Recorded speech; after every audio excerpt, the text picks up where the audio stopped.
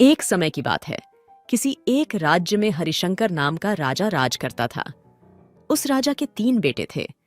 उसकी ख्वाहिश थी कि वह उसका सबसे काबिल बेटा उसकी राजगद्दी संभाले, लेकिन वह इस बात लेकर संशय में था कि तीनों में से किसे वह अपना राजपाट। एक दिन राजा को एक तरकीब सूझी।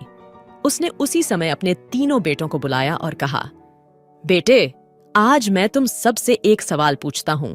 अगर तुम लोगों के सामने एक गुनहगार खड़ा हो तो तुम उसके। इस पर राजा के पहले बेटे ने कहा, उस अपराधी को सजाए मौत दी जानी चाहिए। वहीं दूसरे बेटे ने कहा, गुनहगार को कालकोठरी में बांध देना चाहिए।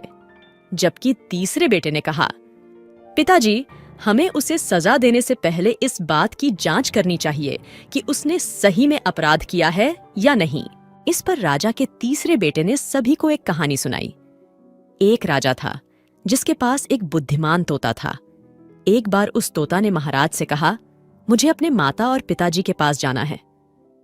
राजा ने उसकी बात नहीं मानी, लेकिन तोता ने हार नहीं मानी।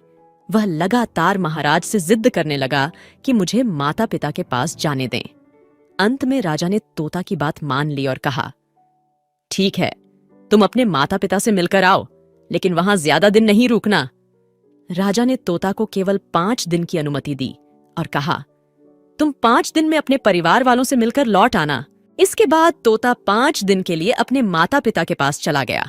छठे दिन जब वह राजा के पास लौट रहा था तो उसने सोचा कि क्यों न वह महाराज के लिए कुछ उपहार ले लिया जाए। फिर वह पर्वत की ओर निकल पड़ा। दरअसल वह महाराज के लिए अमृत फल लेना चाहता था। वहां पहुंचते पहुंचते रात हो गई। तोता ने पर्वत पर पहुंचकर फल तो ले लिया, लेकिन रात हो जाने के कारण वह आगे नहीं बढ़ा और वहीं रुक गया। उस रात जब तोता सो रहा था, तभी एक सांप वहां आया और उसने राजा के लिए गए अमृत फल को खाने लगा। सांप ने फल को खाया, इस कारण उस फल में जहर फैल गया था। हालांकि तोते को इस बात की भनक तक नहीं थी। अगली सुबह जब वह जगा तो फल लेकर जब वह महल पहुंचा तो खुशी खुशी सीधे राजा के पास गया और कहा, महाराज, मैं आपके लिए यह अमृत फल लेकर आया हूं। आप इसे खाएंगे तो सदा के लिए अमर हो जाएंगे। यह सुनकर राजा काफी प्रसन्न हुए। उन्होंने तुरंत उस अमृत फल को खाने के लिए मांगा। इस पर एक मंत्री ने कहा, जरा रुकिए महाराज, आप इस फल को बिना जांच किए कैसे खा सकते हैं?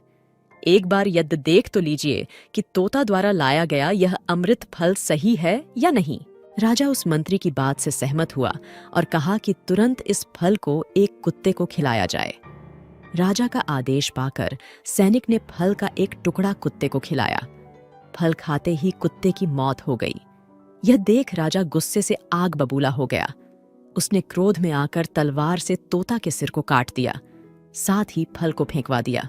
कुछ साल बाद ठीक उसी स्थान पर एक पौधा निकल आया। यह देख राजा को लगा कि यह उसी जहरीले फल का पौधा है। उसने सभी को आदेश दिया कि उस पेड़ का फल कोई नहीं खाएगा। कुछ दिन बाद एक वृद्ध व्यक्ति उस पेड़ के नीचे आराम करने के लिए रुका। उसे भूख भी काफी जोर से लगी थी। उसने उसी पेड़ से फल तोड़ा और खाने लगा।